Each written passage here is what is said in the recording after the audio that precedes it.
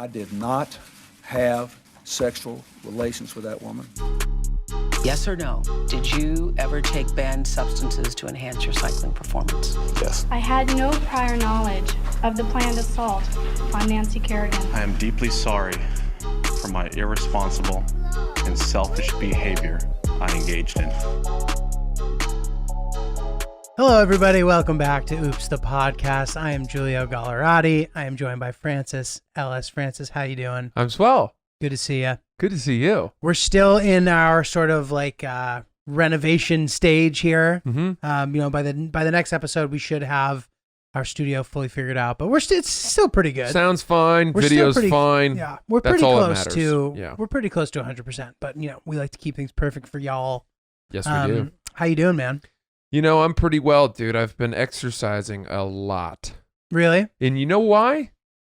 Because you have nothing else to do. No. Why? Well, that's part of it. I gotta say, moving into this new place, which is so sick, I don't feel the need to leave home that often. Right, that's true. I don't feel cramped. The new apartment's a glow up for sure. Yeah. It's sick. We'll do a tour or something at some point. Oh yeah, cribs. That'd be fun. That would actually be sick. But here's the reason that I've been exercising so much. First of all, I have two very, very close friends that live within 50 feet of me. Oh, that's amazing. In this building? No, on the street. So Cool. one lives at the end of the street right on the corner. Okay. And then the other lives on the street, up the street. Got it. Abba, Oh yeah. who I've talked about Yeah, before. I know Abba, yeah. Abba played tennis at Harvard. He's a total stud. One of my dearest friends. And so I have to tell you, I've never lived so close to friends like this, not since college. It's great. And we now see each other like 4 days a week. That's crazy. I'll Just like just- casually popping over. Yeah, he comes over to, say hi, grab something, or Mhm. I'll go over there to play a little bit of video games or something. But the thing that's really fun is he's decided, I put him through a workout. Okay. Like over the weekend. He came over, we used the gym in this building, Nice. and he didn't want to do it. He's an athlete, but he kind of goes in and out of shape. Right. And I put him through a workout, and I kicked his ass. Do you find that you work out harder in that situation too? I wouldn't necessarily say harder, but having a partner to work out with enables me to do things that I can't do by myself. Interesting. And what? I like that.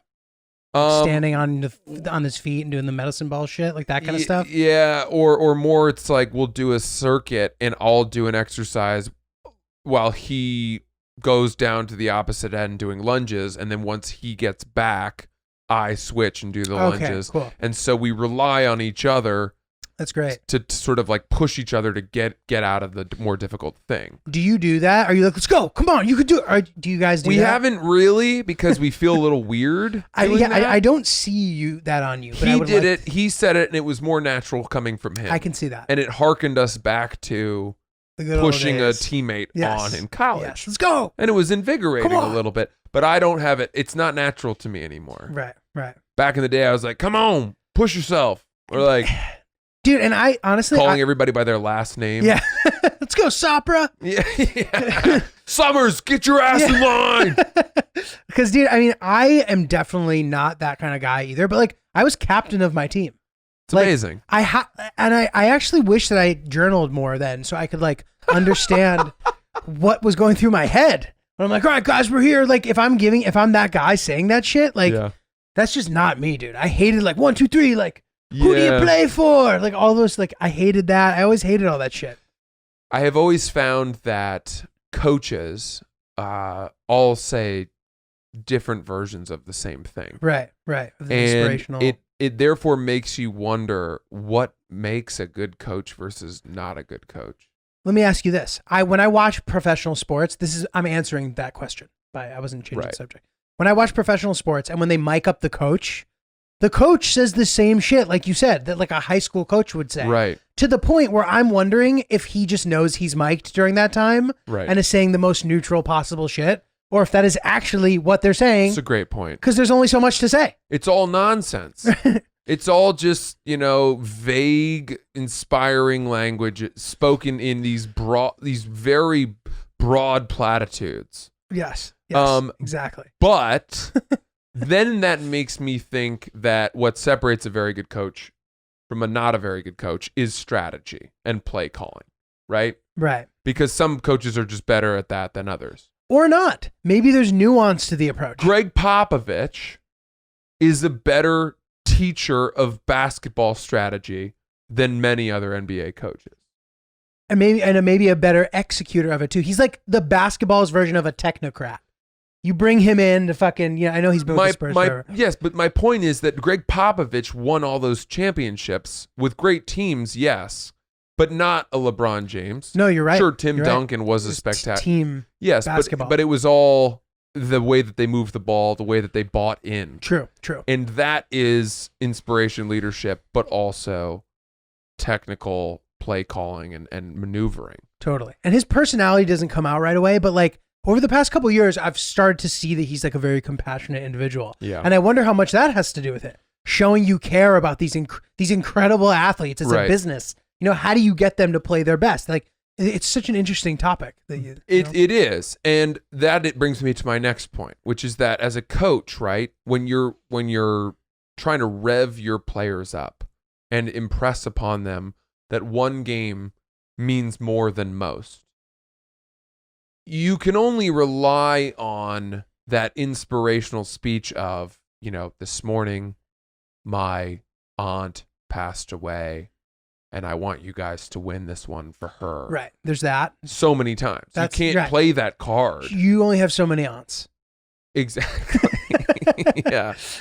Bless so all of them. you get one or two of those where the guys think that they're playing for more than just the scoreboard or whatever it is. Right. That's one. Another one is sort of like the short time period. Mm-hmm. It's like, you want this to count like 2 years from now? Are you going to be doing this and that? Or are you going to be doing this? Right. There's that. And then there's take a knee. Yeah. Then you bring the big man into it. Yeah. Bring God Get into the whole it. religion, Yeah. Our Father who art in heaven. What was I going to say? I was going to say something about coaching Abba. Well, sure. Okay, I'll go back to that. But I did have another thought. My thought about so Abba, I was coaching him. We were doing these exercises together, and we had a great workout. And he liked it so much that the moment he got home, he immediately texted me and was like, "Let's do it again tomorrow." Awesome. And we've now worked out 3 times together. Wow. In a week. Wow. And I imagine those are hard fucking workouts. So they are. That's like a week. That's probably enough for the week for him. Yes, but he has now, by finding that one of his friends is willing to basically give him free personal training sessions, he's milking you. is taking advantage of it, and he keeps saying in 6 months how jacked he's going to be, and he's really excited, and I'm very happy to sort of shepherd him there. Right.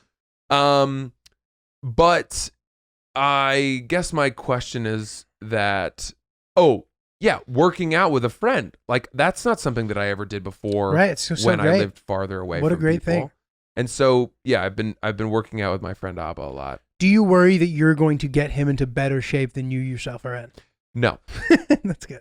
No, because his pitfalls are far more dramatic than mine. At least you had thought that through. At least you had thought it through. He's just, even if I Friendly had competition.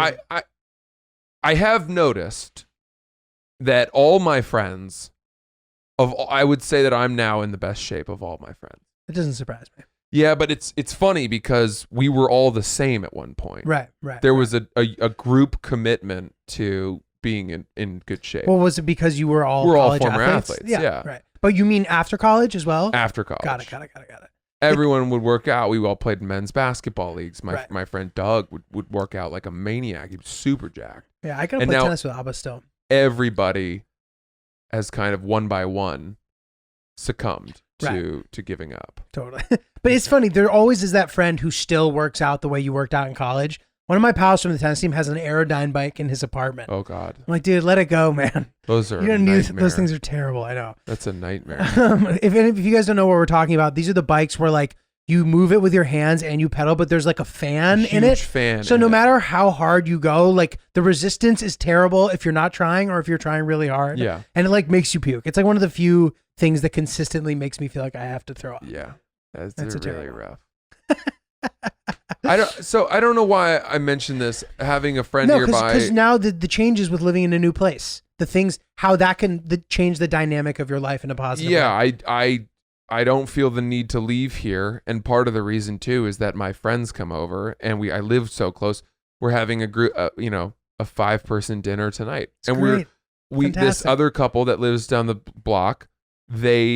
What I've found, which is cool at 31, is that we are now friends with other couples who are very good at cooking as well, It's great. and put an emphasis on cooking. It's a great point. And cooking for 4 people is really fun.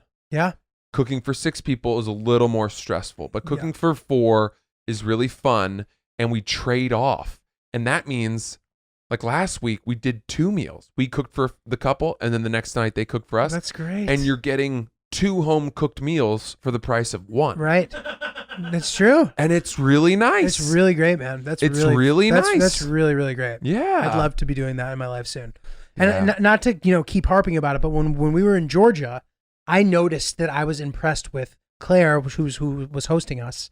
I was impressed how well she cooked for a big group, It's hard. and it's such an incredible thing that's the thing that really makes you feel like an adult, It does. and Yeah. it's a nice feeling. I find that I am not a good enough cook to be able to do anything new for 6 people. Well, I wouldn't take a risk Right, on a new right, recipe right. for 6 people. But dude, do you know what the secret to cooking is, Giulio? What? Following a recipe. That's all it is, dude. It's right there. It's right in front of you. It's Everybody. right there. And yes, there are certain things that require a little bit more of a touch or an experience level. But dude, you follow the recipe, and I'm talking. You'd be amazed what I'm would happen. talking exactly. Yes. Yeah. You don't like eyeball a Right. tablespoon of Right. something. Right. You follow it exactly.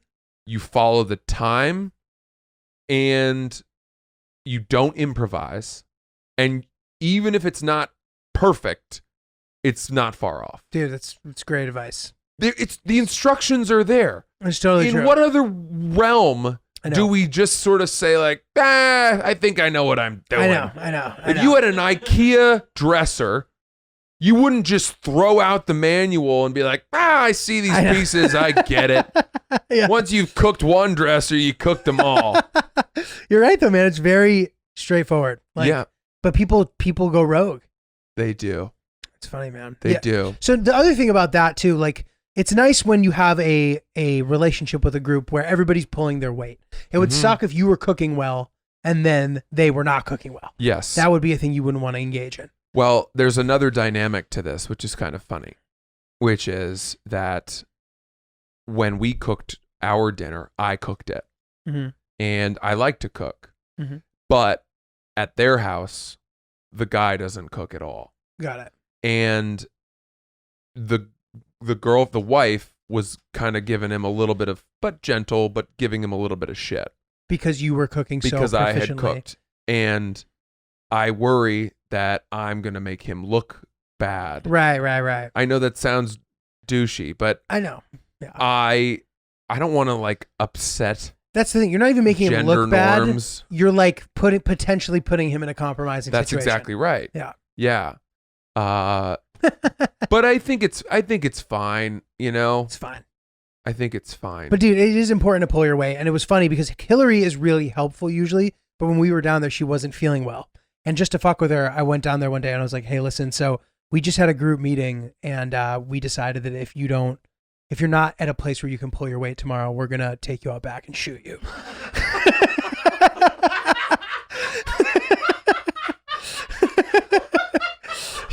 She enjoyed that. What a lovely warning. I know, right? Hey, heads up, we had a talk.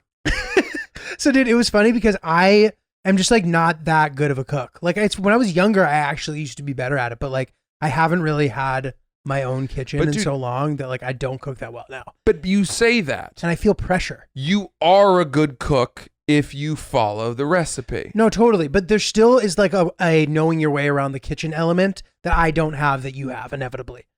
you need it would just take me a really long time and I would fuck up still. So that is true. Need some practice. That the time changes, right? It takes you longer to cut vegetables than it takes me.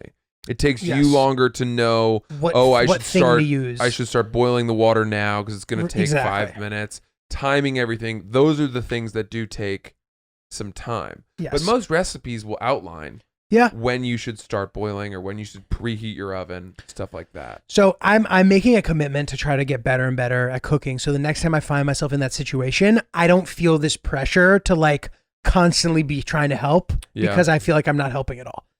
You know what I mean? Like, well, I hate that feeling. The easiest way to help is to really take the dishes. I knew you were going to say that. Dude, I was thinking that. And I did. Really do it. I did. I was helpful. I rolled my sleeves up. I was like ready. I did the dishes really hard after one of the lunches. Here's my question. Mm-hmm. When you do the dishes, right? Mm-hmm. Are you putting everything in the dishwasher? Are you wiping the countertops? Like, yes. And soaking the greasy pans, doing it all. You're soaking the greasy pans. Yeah. Once they've soaked, do you finish them by scrubbing them down and then drying them and putting them back? Okay, so the only reason the answer is no is because, empty the dishwasher, then wipe down all the dishes and everything. And there was a lot of shit. It was completely full. Wash them to the point where they will sufficiently actually wash in the dishwasher, and then prepare the things that couldn't be washed at that moment to be finished. So I did almost everything. Okay. All right. That's fine. I felt good about myself. I will say that when you talk about these group couples trips, the kitchen tends to become a problem quickly. Yes. It's where everyone congregates and it gets dirty the quickest. Yes. And once the kitchen is dirty, unless someone is a hero, it can ruin the house that you're staying in. Definitely. It never got to that point. I would honestly say every single person was very helpful. And granted, Claire, the host, was obviously probably pulling the most weight. She was cooking all the time. Yeah. She wanted to be all the stuff, but everybody was helpful. There wasn't a sore thumb, I didn't think. Got it. Because I have learned that there's a difference between what guys think doing the dishes and cleaning the kitchen is and actually doing and what it actually is. Totally. Dude, those words were echoing in my brain as I was trying to be helpful. Here's how the best way that I can describe a finished, clean kitchen. All right, let's hear it. When you wake up in the morning and you come into the kitchen, you don't know that someone had a meal there the night before. Right. Totally. That's a clean kitchen. Yes, absolutely. There's no smell. There's no stain. There's no grease. There's nothing left out. Right. Plates, utensils, even if they're clean, nothing drying. Right. That's a clean kitchen. Yes. It's hard. It's hard. But dude, I was very committed to getting ahead of it and not having to feel like I needed to catch up, which is also important. Yes. If you finish a kitchen to that degree, those people in that house will love you. Yeah. Especially the girl who cooked the food. Right. They will speak highly of you. Totally. That's a very big piece that I've learned in my life. I think I would get a good grade. Good. I think I would. I'm excited about it. So dude, while I was down there, I heard a very funny story. Okay. And this story, I don't know if this is a good lesson or not, but this is why you don't confess. If you're trying to get away with something and you're just like, fuck, I'm 100% going to get caught. I'm going to get caught. Don't confess. And this is why. This kid told me this story. He went to a very, very good school, top tier university. He was in a fraternity. They had some party bus. And apparently everybody on the party bus was doing cocaine. Everybody's doing drugs on the party bus. At the end of the bus or whatever, the next day, the bus driver emailed the head of the fraternity guy who was in charge of putting the bus together.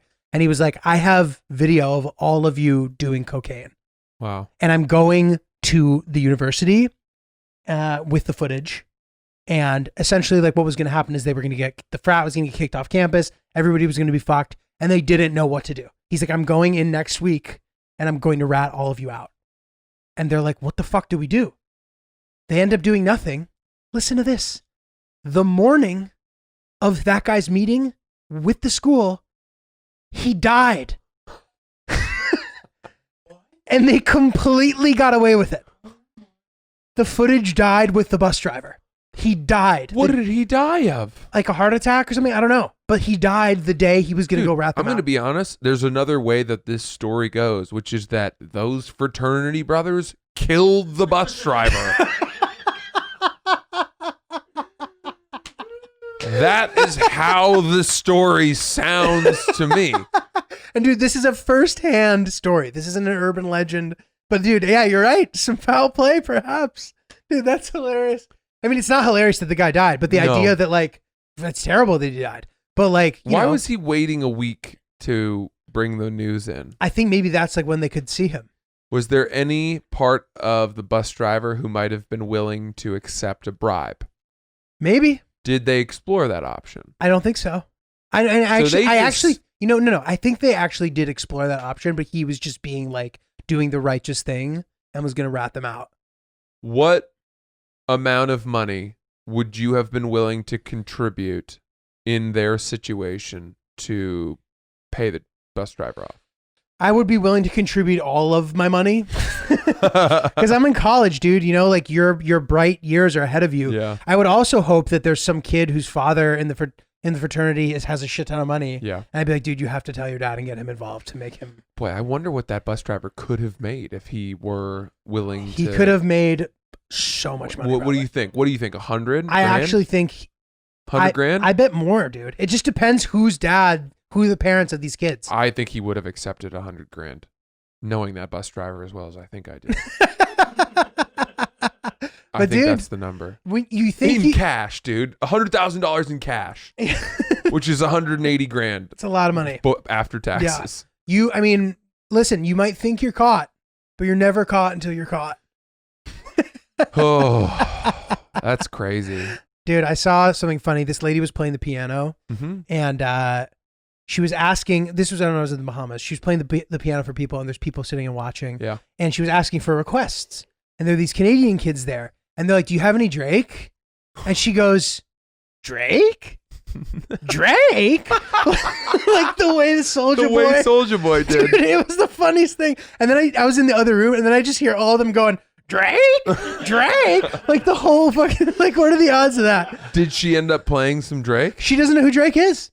Oh, so she was being serious. Yes. She wasn't quoting Soldier Boy. No, she sincerely just happened to say the exact things that Soldier Boy That's said. nuts. In the exact tone. And then she's like, my kids will probably make fun of me for not knowing. But she's like, Drake? Drake? I used to play, I had that job. Oh yeah, you did. That was I like your worked as first a good gig, Piano player right? at a hotel. In high school. In high school. It's so nice to have skills for that reason. Like I'm serious, man. It's a thing that we both have in common. Like there's manual labor and then there's skilled manual labor. Uh-huh. And you know, to a degree, that's like the white collar of manual labor playing the piano. Yeah, I guess it is. I would hardly call playing the piano manual labor, but I guess it's exactly what it is. Manual is of the hand, right? You're getting paid to And work you're with using your hands. your hands, yeah. It's a stretch, but dude, the same way that teaching tennis, in my opinion, is the same thing. That's like, a good point. It gave me an opportunity to make a higher hourly wage, but it's still just that, an hourly wage. Mm. This guy that I was talking to the other day made a good point. He's like, dude, have you noticed how like he's a guy who has like a really good job and he's in a group of people who have really good jobs. He's like, it's crazy that just like by going to college, like my work week, he's like, I'm not working the entire fucking day. He's like, and I think about if I worked with my hands, he's like, I'd be working a much larger percentage of my day. And it would be much harder. He's like, and that's fucked up. And I was like, fuck, that is kind of fucked up. College is a little bit like camp. Is that what you mean? No, he means like by going to college, you like get opportunities to these jobs where you don't have to work as much. Sorry, I didn't understand I was that. like, that's like kind of a fucked up concept. I guess it's true. Yeah, being able to work in front of an air conditioning unit is a big differentiator in life. Totally. But I do have so much respect for construction workers. I always thought that job, once you're in it, would be rewarding in many ways. And I mean, it certainly pays very well, from what I understand. The thing about this, our jobs don't make us tired. Right. Right? There There are a lot of people who have jobs who, at the end of their day, their beer tastes better. Yes. Their head hitting the pillow feels better. Yeah. Their, weekends feel better than ours. That must feel good too. Yeah, I'm not saying I would trade places. I really appreciate what I've got, but I will say that I have to work to be tired. Right. Like right. I have to work out. I have Right. to do something extra in order to get that feeling of fatigue. Dude, I had it's to crazy. pay $2,000 for a Peloton bike Right. Right. Right. to make my beer taste good. It's crazy, man. Yeah. And I know, and people say, you don't need to go to college. You certainly don't need to go to college. It just seems like, unfortunately, by doing it, you make your life much easier. I wonder how much that's all going to change after COVID. In what capacity, though? People. The value of a college degree. First of all, it threw so many current college students or prospective college students into sort of flux. Mhm. It made a lot of kids reconsider, right? Well, just because of the learning style. So you're saying that maybe it won't recover? Well, I think people were having kids who were about to head to college were having a hard time justifying paying full tuition for online learning, Right. right? What is the value of an online degree if you could pay so much less for the University of Phoenix or whatever, or some of these trade schools? I don't know exactly what it is, but for so long, online degrees were seen as less than. Right. And Okay. now I get your point. all degrees are online. Right. That's the only way. And it should, in theory, lower the cost of college tuition, I would think. Assuming that, And the if- traditional style of learning doesn't return. Yes. And if that's the case, then I would only imagine that as people realize what a joke online learning is for a lot of these kids, that college degrees will no longer hold the same importance. Very interesting predictions for sure. I mean, yeah, we'll see. I guess you're right. It definitely throws those things into question. Mm. I think that things will become quote unquote normal again. Could be. Chris, you don't think so? Francis? I don't know what normal is anymore. Mm, I don't know what the next normal is. right. I think we will take a lot of these things with us. And I hope that once the option to return to the way things were is available, people will choose a different route or have a slightly modified version of it. Mm-hmm. No, I definitely agree when it comes to the workplace and stuff. I think I read this the other day. Someone was saying kind of like a silver lining of this year is that we've realized we don't need to have the same kind of work week that we thought we did. It's that, but it's also Coachella. Right. Do we need Coachella? Well, is Coachella done? You think Coachella's done? You don't think 2022 we see Coachella? Or even this year? There was talk of how the younger people are going to come out of this and begin a decade similar to the Roaring 20s and the Jazz Age that America experienced following the end of World War I and leading up to the Great Depression, where it was a country of excess and partying and Right. pleasure and wealth, and nobody wanted to take anything seriously. And they're saying that that's what's going to happen. Interesting. That it's just going to be orgies and all these people. And you know what I will say? Hear that, kids? I'm so glad if that's what's about to happen. I'm so glad about the age that I'm at, where I'm 31. Mm-hmm. If that breaks out and we're about to have 8 years of that, 10 years of that, I can join in until midnight. Oh, that's funny. And then I'll be like, I'm going home. My girlfriend and I will go. We'll go to the balls. We'll go to the dance clubs. We'll go have the fun. But it won't get out of hand. We will be old enough that we will be the ones who check out at midnight. You can do it with relative moderation. And we won't stay out till 6 a.m. Right. and have multiple sexual partners and do tons of drugs and all of that. I'm so far past that. It's hard to know when to stop. You're right. When you first start partying and stuff, it's hard to have. You need the experience to know what the right dosage is. But we're not so over the hill that we Right. won't be able to participate at all. I You'll hope. be able to enjoy it. I hope. Well, The moment you have a baby, you're out of that game. Yeah. At least for For 18 a years long or something. time. Who the fuck knows? Whatever. All right, dude, we got some good emails. Should Good, we let's crack some of dive these in. puppies open. Here we Mhm. go. This one is called Last Pick in Bachelor Party. Here we go. Oh, we've talked about this. Yes, Yeah. and I think that's what brought this on. Your conversation about the sweet spot in a wedding party as being the last draft pick made me recall my experience in this spot. A few summers back, I got a FaceTime asking me to be a groomsman for a wedding, and I was shocked. We were good friends, but didn't expect that ask. Come wedding day, everything you guys said was true. I had zero obligations, was having a great time, but the drinking had me flying too close to the sun. Uh-oh. Uh-oh. The groom's little sister was getting a little flirtatious, and I was doing a great job dodging all night, but once back at the Airbnb, I walked out of the bathroom to her standing, waiting for me, and I lost that battle, to say the least. Oh, no.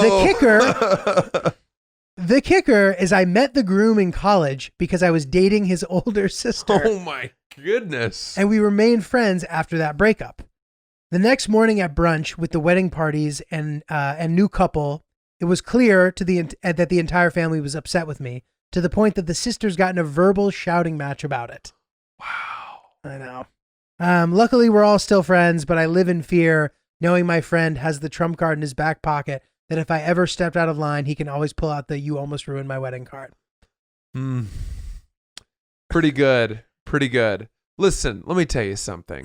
The way he puts it, he didn't do anything wrong.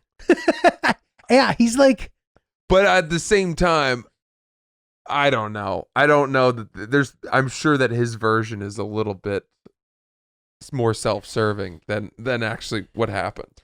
how are you gonna bang you? How are you gonna be a groomsman and bang the groom's little sister, dude? That's what I'm wondering. How are they still friends? I can count on one hand the number of times that I have walked out of a bathroom or a room and been surprised to find someone who was 5 steps ahead of me on the road to sex. Right. Do you know what I mean? Yeah, I wonder, was she standing naked? Probably. Or Yeah, like maybe where not, I where don't you're like, oh, I didn't know we were, where you become the woman, where you're like, I didn't know we were doing that, Right. It's amazing that's what because that's like some James Bond shit. Dude, totally. Dude, if that happened to me, if I walk out of the room, and it probably has at some point in my life, but like you walk out of the bathroom and someone's standing there naked waiting for you and you weren't expecting it, I would just go, yes. I would give an audible yes. I'd be like, I need a second to enjoy this. Yeah. I'd be like, all right, let's fucking do it or whatever. I think I could also see you being the capricious prankster that you are, going, wait, what are you doing? What is this? And just kidding. like trying to freak them out. What do you think of me? Dude, That'd be really funny in the moment if you had the wherewithal to pull that off. good. I know. I mean, I don't know about this guy. I don't feel bad for him at all. No. But I also don't he got think lucky. the family, they need to sort that out amongst themselves. Yeah. That's a tough one, man. I don't know. Listen, I wouldn't make a groomsman of anyone whom I thought had any chance of hooking up with my second sister, with Right. another sister by accident, I do totally. or better. I don't have a sister, and I just don't understand that feeling. But I do know that no one that I know who has a sister is like, oh, you bang my sister, dude? Fuck yeah! Yeah, That's right. never happened in the history of sisterdom. So I have an older sister, and here's what I would say. I think there's a big difference as a brother between having an older sister versus having a younger sister. Right. That makes sense. With your younger sister, you feel very protective. With my older sister, she was the one who did all the firsts. So she drank alcohol first. Right. I'm very confident she lost her virginity before I did. And therefore, she had broken those barriers with my parents, which made it a lot easier for me. Laid the groundwork for And you. I was very grateful for it. But at the same time, as a result, I never felt protective of her because she was the grown-up. Right. between us. She was the groundbreaker. She was the the adult in the room. And if anything, she had to kind of look out for me. Well, it's a good thing that she did. I think that's an important thing Absolutely. too. Like, if, for example, if she was the type of sister that was like hooking up with your friends, I wonder how would you have felt about that? Yeah, no, I don't know. Fortunately, she had the grace not to. And I don't know if that's just because my friends were grace. so ineligible. But I will also say that in a few instances, there were times where, friends of hers or guys that she was friends with would tell me how hot they thought she was. And I was always like, what are you doing? Like, what are you like? Why would you say that to me? That always rubbed me the wrong way. It wasn't like I was going to fight them or anything. Right. You're just like, what? Like, dude. But I was just like, what are you doing? Yeah. Why are you Shut like up. inciting? Yeah, that's not a You're good just look. an asshole. Yeah. But then you get to an age, I guess, where, and it's funny because my sister was single for a long time when she was living alone in New York before she met her lovely husband. And my mom would occasionally ask me to like set her up or ask if I had A anyone pal. to set her up with. And I was like, it was such a strange thing, but that's a generational thing too. Right. Because in my mom's generation, people would set their friends up with their siblings. They right. wanted their friends Right. to date their siblings. Interesting. That's very interesting. And that doesn't really happen anymore. Yeah, definitely not. In my experience. Yeah, for sure. Crazy. Isn't that weird? Yeah, that is weird. Dude, so Have you read Aziz Ansari's Modern Romance? No. It's really good. I would highly suggest anyone read it. It's not goofy comic Aziz Ansari throwing out quips about bad dates. Mhm. It's a social science, graph-heavy, researched That's book crazy. That's crazy. from a very smart person about dating and how it's evolved. Interesting. And it's phenomenal. That's cool. You should read it. Yeah, I will. Because it shows you how things have changed, dude. Like, really quickly, my grandmother was telling me about how, and I don't remember when she was telling me this, but she had a date in high school where she was at a boarding school and this guy that she was writing letters to was at a different boarding school, and they agreed when they came home from Christmas break to meet under the clock tower at Grand Central Station before going to a movie in New York City. How romantic. And it was like they were going to meet at, 2 p.m. on a Saturday Right. under the clock tower at Grand Central Station. Now, if either of their trains are delayed, if either of them misses the train, it's over. Yeah. There's no backup plan. There's no texting to say, I'm I'm a little late. There's no texting to say, did you mean this clock tower? Right. If anything goes wrong, they don't It's have over. their date. Yeah. And so in that regard, dating has become much more easy. But at the same time, I think a lot of the romance is lost. There's so much excitement in riding that train, Dude. in waiting under the clock tower, in that first glimpse of each other. And even just logistically, man. Dude, they planned that date like 4 weeks I thanks know. to the U.S. Postal Service. They had to plan it 4 weeks ahead of time. And that's the thing. Those letters, like, you can accomplish that in 10 minutes of texting. Which is like, how are people going to be married for 70 years? Yeah, It's the equivalent of like 20 years. That's like being married 200 years. it is. That's it fucking is. crazy. Right? Have we talked about the divorce ranking game before? No. This is a pretty sick game, but I really like to play it. Let's hear it. Okay. Is this about ranking couples? Yeah. This is good. And the This is good. likelihood of the couples gonna you last? know that will get divorced. But here's and this is a crazy cynical point. But when you think about the fact that the divorce rate in America is around 50%, and some people argue that that's a false number, but I still believe it. Maybe even higher than 50%. So 1 in 2 marriages fails, right? What are the factors that tend to keep marriages together? Well, one is religion, right? There are religions that really frown or upon or deter divorce. Another is having children, right? And so those are things that tend Just to having too much skin in the game too. yeah. Like that could be a thing where you're like, fuck it, let's just get through this. Yeah, exactly. Right. Yeah. So, or arranged marriages is another one. Like Okay. if your parents set you up and you get married, you're not going to get divorced. People just don't get divorced when they're, dude. In countries where that's the custom, Right. you don't want to just suck it up. shame your family Right. by saying this marriage that you set up is not going to work. Right. So none of my friends are either in arranged marriages or are very religious. Right. Right. They're not held together by some sacred sacrament, Right. a bond between God and themselves. So with those factors out of the way, then you look at what are the reasons that couples do get divorced? Well, money is a huge one. That's the reason why they do. Yes. That's probably also a reason why they don't.